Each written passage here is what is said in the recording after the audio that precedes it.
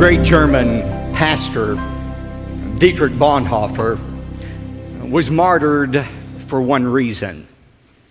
The Nazis killed this pastor because he got involved in politics. Unlike the majority of pastors, Christian pastors in Nazi Germany who remained silent under the reign of terror of Adolf Hitler, Dietrich Bonhoeffer could not remain silent. He stood up in his society. He spoke out against the evil of the government, and as a result, he lost his life. Dietrich Bonhoeffer, before he died, made this statement. He said, "Only he who believes is obedient, and only he who is obedient truly believes." There's an inseparable link between belief and obedience. You can't separate the truth. Wherever there's belief, there is genuine obedience. And we see that truth clearly illustrated in the story we're going to look at tonight. If you have your Bibles, I want you to turn to Daniel chapter 3. God gave Daniel the ability, remember, to interpret the dream of the evil king Nebuchadnezzar. And when Daniel recounted the dream and explained it to Nebuchadnezzar, remember Nebuchadnezzar's response? He fell down. He worshiped the God of Daniel, the Yahweh, the true God. And not only that, he elevated Daniel and his friends, Shadrach, Meshach, and Abednego, to places of prominence, of rulership in the Babylonian country. Now that was his first response, to worship God. But then in tonight's story, which takes place shortly after chapter 2, we see Nebuchadnezzar having a more humanistic response to this vision, a vision that said basically, Nebuchadnezzar, your days are numbered as king of Babylon. Babylon is going to cease. You're going to cease to exist. There's another kingdom coming after you. And notice Nebuchadnezzar's reaction to the truth that his kingdom would one day come to an end. We find it in verse 1 of chapter 3.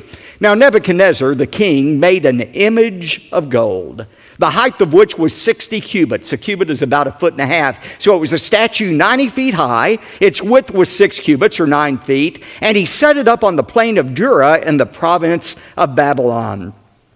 As Nebuchadnezzar thought about this dream and thought about the end of his kingdom, he said, you know what? I'm going to do whatever I can to prevent the end of my kingdom. I'm going to take matters into my own hands. I'm going to see if I cannot somehow thwart the sovereign will of God. And Nebuchadnezzar's motivation in this was not religious or spiritual. He didn't want people to worship him as God. Instead, he wanted their political loyalty. He wanted people to bow down, kind of like saluting the flag, and pledge their allegiance to Nebuchadnezzar. That way, Nebuchadnezzar thought he could make sure that there was no rebellion against him that would cause him to lose the kingdom. Now, it's said that this statue, 90 feet high, 9 feet wide, was set up on the plain of Dura. Notice that in verse 1, the plain of Dura. Archaeologists have determined that this plain of Dura was 6 miles south of ancient Babylon. We were talking about archaeological evidence for the veracity of the Bible this morning.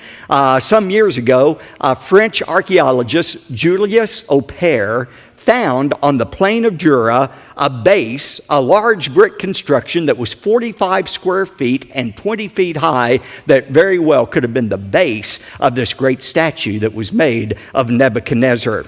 Now, again, the reason for this statue was not spiritual, but political. Look at verse 2. Then Nebuchadnezzar, the king, sent word to assemble the officials of Babylon. That is, the satraps. They were kind of like city council members who governed over different provinces of Babylon. The prefects, the governors, the counselors. He brought them all up for the dedication of the image that Nebuchadnezzar had set up. And look at verses 4 and 6. Then the herald loudly proclaimed, "To you the command is given, O people, nations, and men of every language, that at the moment you hear the sound of the horn, the flute, the lyre, the trigon, the psaltery, the bagpipe, and all kind of music, you are to fall down and worship the golden image that Nebuchadnezzar the king has set up. But whoever does not fall down and worship shall immediately be cast into the midst of a blazing furnace." Now, verse 7. we find that the music is sounded. All of the instruments play. When the music starts, that's the cue for everyone to fall down and worship the image. And sure enough, verse 7 says, all fell down and worshiped the golden image that Nebuchadnezzar had set up. All except 3. We'll find out those 3 in just a moment. But just imagine the scene. You have hundreds of thousands of people, perhaps, on the plain of Jura. You have this mighty image that is set up. The instructions have been given. The music plays. Everybody immediately bows down. Only 3 people remain standing. Can't you hear the people who are bowed down looking up saying, psst, psst, down, down, down? But they wouldn't bow down before this image that had been set up. So notice the accusation that's made against these 3 in verse 8. For this reason, at that time, certain Chaldeans, that is, part of the king's court, these people who lived in southern Babylon, came forward and brought charges against the Jews, these 3 Jews who refused to bow down. Look at verses 10 to 12, what the charges were. They reminded in verses 10 and 11 Nebuchadnezzar of what he had ordered, and then look at verse 12. Here's the charge. This is what they said to Nebuchadnezzar. There are certain Jews whom you have appointed over the administration of the province of Babylon, namely Shadrach, Meshach, and Abednego. These, O king, have disregarded you. They do not serve your gods, and they do not worship the golden image that you have set up. And so, look at verse 13. Then Nebuchadnezzar, in rage and anger, gave orders to bring Shadrach, Meshach, and Abednego. Then these 3 were brought before the king. Now here's the natural question. Where in the world was Daniel during this time? Have you ever wondered that? Where was Daniel? After all, he's the one who had these guys promoted. He's the one who led them to obey God and not Nebuchadnezzar. Where was Daniel? This week as I was preparing the message, I read all kind of explanations about where Daniel was. Some people say, well, Daniel was now such a high-ranking official that for political reasons, he went ahead and bowed down before the image of Nebuchadnezzar. To him, it was no big deal. It was political and not spiritual. Now, that doesn't make any sense, especially given Daniel chapter 1 and how he wouldn't even eat the king's food. Another explanation is, well, maybe Daniel was ill on this particular day. Now, if I were choosing a day to call in sick to the office, this certainly would have been it. But I'm not sure that's a likely explanation. Some people say, well, maybe the king had dispatched him on a foreign trip as an emissary for the king to a foreign land. That's a possibility. We don't know. That's the bottom line, where Daniel was. But some have suggested that it was not fair for Daniel to escape this test when his 3 friends were being tested in such a severe manner. And that's really not logical to say this isn't fair, because the fact is Daniel was about to be tested. He had already been tested in chapter 1, and the lion's den was waiting around the corner for him in chapter 6. But there's a very important point and principle for all of us here.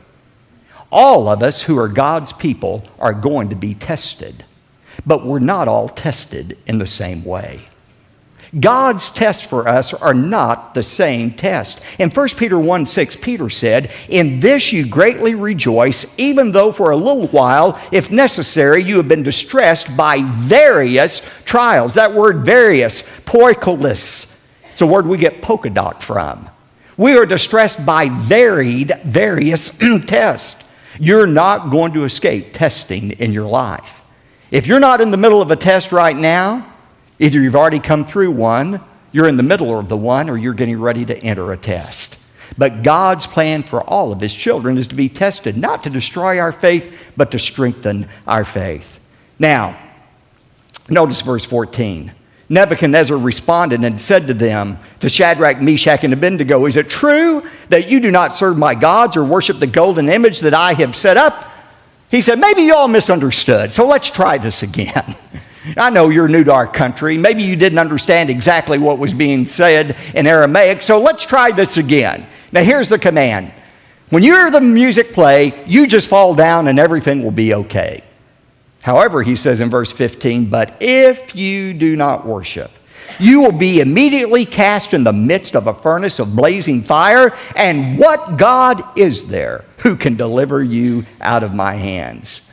You see, Nebuchadnezzar had already discovered there's a God who could reveal secrets. But he had not yet discovered that this same God is one who was able to deliver the Israelites out of Nebuchadnezzar's hands. Now, think about these Hebrew youth.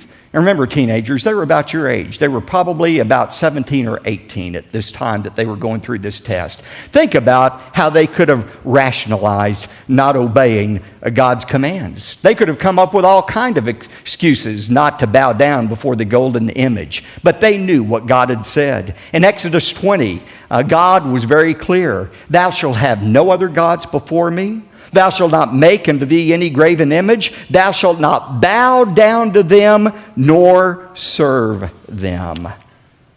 Now, they could have come up with all kinds of rationalizations about why to bow down. They could have said to themselves, well, you know what? I'm going to bow on my knees, but I'm not going to bow in my heart. In my heart, I'll still worship the only true God. Or they could have said, well, you know what? It doesn't make any sense for us to die in the fiery furnace. Why, if we die, we'll not be able to witness to Nebuchadnezzar and the Babylonians any longer. And surely God wouldn't want that to happen. They could have come up with all kinds of excuses for reasons not to obey God's command and bow down before the golden image. But notice what they said instead. Verses 16 to 18. These are some of my favorite verses in all of the Bible. Look at what they said to Nebuchadnezzar. They said in verse 16, "O Nebuchadnezzar, we don't even need to give you an answer concerning this matter. If it be so, our God whom we serve is able to deliver us from the furnace of blazing fire, and he will deliver us out of your hand, O king." But underline this verse 18, "But even if he does not, let it be known to you, O king, that we are not going to serve your gods or worship the golden image that you have set up." Now that's what you call faith. They said, "King, we believe our God is able to deliver us, and if he wants to, he'll deliver us out of your hands. But even if he chooses not to deliver us, we are still going to obey him." Ladies and gentlemen, that is faith. Obedience to God in spite of the circumstances. It's not always God's will to deliver us out of trials. It wasn't God's will to deliver Jesus out of suffering, or Peter, or Paul, or most of the apostles. God's will for them was death, but they still obeyed God. This is the perfect demonstration of what true faith is, obeying God regardless of what he does. Now look at verse 19, the execution of the sentence. "Then Nebuchadnezzar was filled with wrath, and his facial expression was altered toward Shadrach, Meshach, and Abednego." His face was just contorted. He was so angry. And he answered by giving orders to heat the furnace 7 times more than it was usually heated. The Aramaic here means Nebuchadnezzar was as angry as he could have been under the circumstances. And his anger, like anger always does, caused him to do something very irrational. You know, when you're angry, you are literally out of your mind. And that's what Nebuchadnezzar was, because he does a very irrational thing. He says, "I want that furnace heated up 7 times the normal heat." Now think about it. If he was really angry, as he was with these 3 men, he wouldn't want the temperature raised. He'd let it stay at the normal temperature so that they would suffer as long as possible in that furnace instead of being consumed immediately by it being 7 times hotter than it usually was. But Nebuchadnezzar wasn't rational. One commentator said Nebuchadnezzar's furnace was hot, but he himself got hotter. And when a man gets full of fury, he gets full of folly. Great words. Look at verse 21. "Then these 3 men were tied up in their trousers, their coats, their caps, and their other clothes, and they were cast in the midst of the furnace of blazing fire. For this reason, because of the king's command was urgent and the furnace had been made extremely hot, the flame of the fire slew those men who carried up Shadrach, Meshach, and Abednego. But these 3 men, Shadrach, Meshach, and Abednego, fell into the midst of the furnace of blazing fire, still tied up." Now look at God's miraculous delivery in verse 24. "Then Nebuchadnezzar the king was astounded, and he stood up." Now apparently they had placed a chair for Nebuchadnezzar to sit in once the furnace door had been shut, and he was able to look in to see these 3 men. And when he looked into that blazing fire, he was so astounded by what he saw, he immediately stood up. And he said to his high officials, "Was it not 3 men we bound into the midst of the fire?" They replied to him, "Certainly, O king." Verse 25, he said, "Look, I see men loosed, 4 of them, walking about in the midst of the fire without harm, and the appearance of the 4th is like a son of the gods." 3 things amazed Nebuchadnezzar. First of all, these men who had been tied up were suddenly now free. Secondly, they were walking around without being consumed by the fire. But most importantly, there were no longer 3 men in there. There was a 4th man in there. And that 4th person they saw looked like a son of God. Who was that 4th person in there? I believe it was the angel of the Lord. Anytime in the Old Testament you read about the angel of the Lord, that is a reference to the Lord Jesus Christ. The incarnate, pre-incarnate appearance of Jesus Christ. That 4th person looked like a god to them. Verse 26, then Nebuchadnezzar came near to the door of the furnace, and he responded and said, "Shadrach, Meshach, Abednego, come out, you servants of the Most High God, and come here." And then Shadrach, Meshach, and Abednego came out in the midst of the fire. He wanted them out of the furnace. He called them servants of the Most High God. And look at verse 27. All of the officials gathered around and saw in regard to these men that the fire had no effect on their bodies. Not even a hair of their head had been singed, nor were their trousers damaged, nor had the smell of fire even come upon them. They didn't even reek of smoke after being in that furnace. In verse 28, look at Nebuchadnezzar's response. He said, "Blessed be the God of Shadrach, Meshach, and Abednego, who has sent his angel and delivered his servants who put their trust in him, violating the king's command. And he yielded up their bodies so that not to serve or worship any god except their own God." Now, as we'll see in a moment, this was not, and we'll see this more next time, this was not a conversion experience for Nebuchadnezzar. That would come in chapter 4. Nevertheless, there was still a command here that was given in verse 29. Nebuchadnezzar says, "Therefore I make a decree that any people, nation, or tongue that speaks anything offensive about the God of Shadrach, Meshach, and Abednego shall be torn limb from limb, and their houses reduced to rubbish heap, inasmuch as there is no other God who is able to deliver in this way."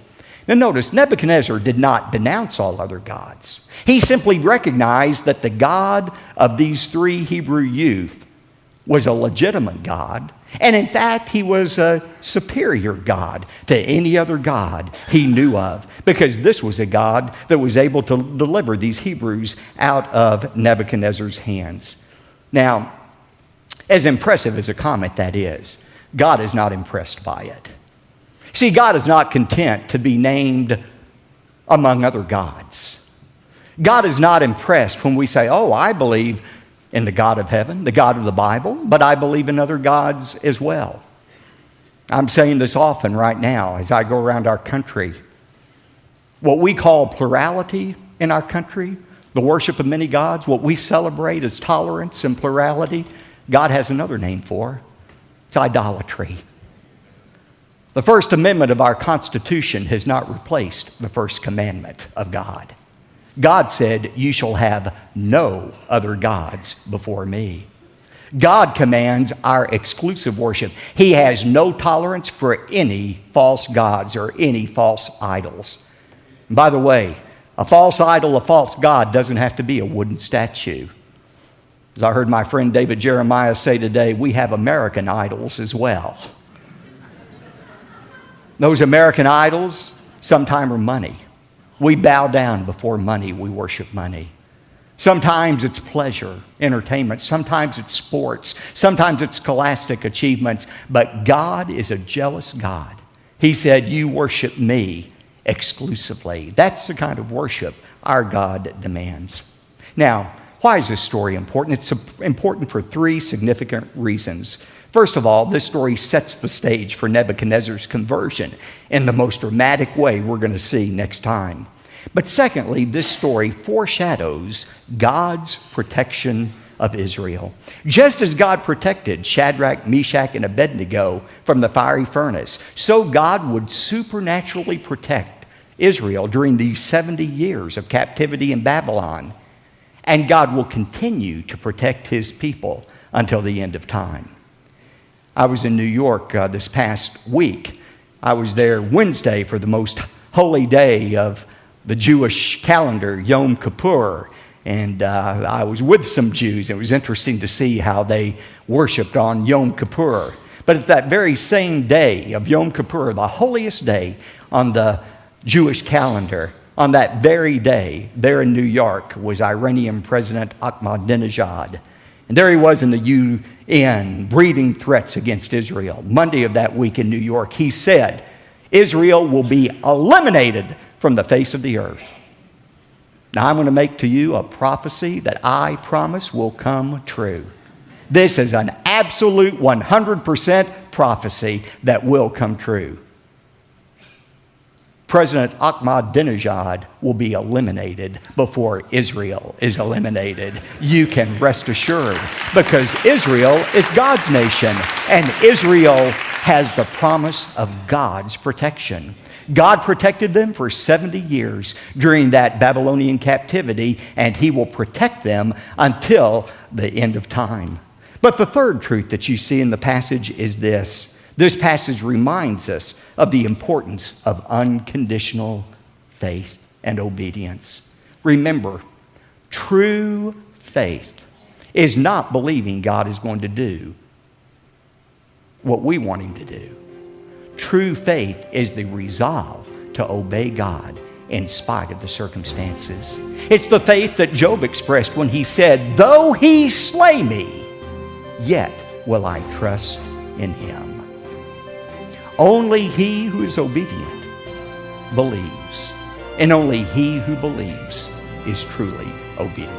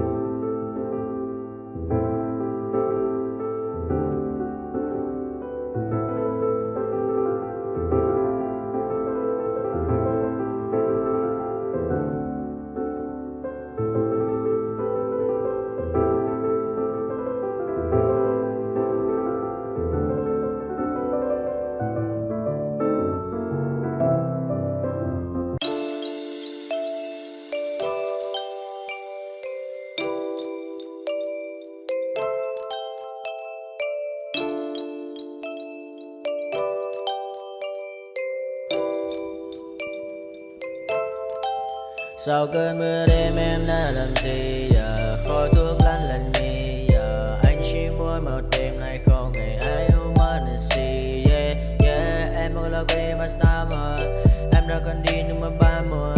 Anh không thể giữ em được bên mình, và bao nhiêu ngày sau là người ghen tình. Bao nhiêu người mấy em đã quên rồi, vẫn là con má nằm bên tôi. Giờ chỉ con má nằm mau trôi. Yeah, anh chẳng thể giữ đời cho em nhiều điều. Mấy con muốn điều em mới không muốn, yeah.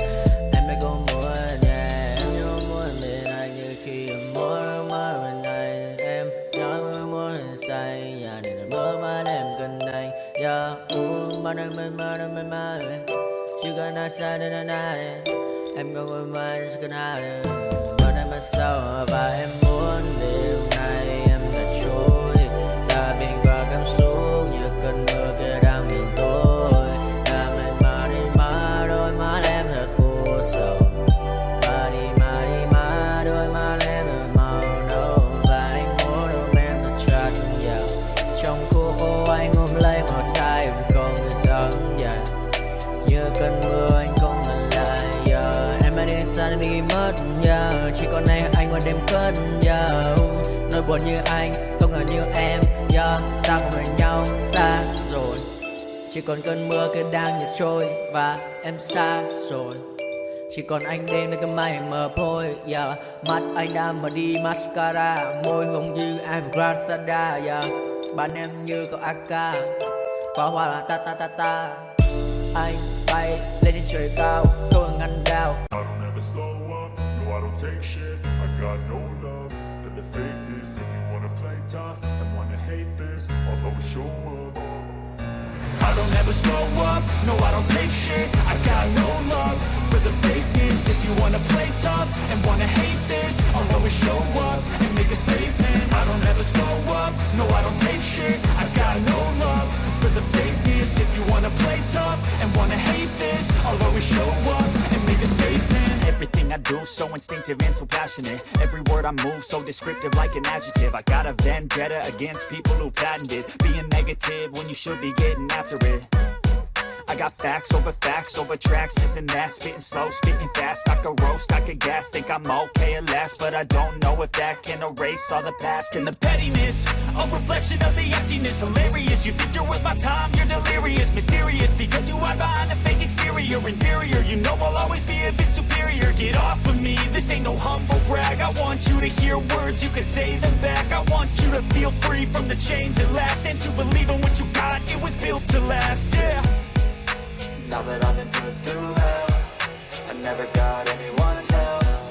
I had to do it all myself.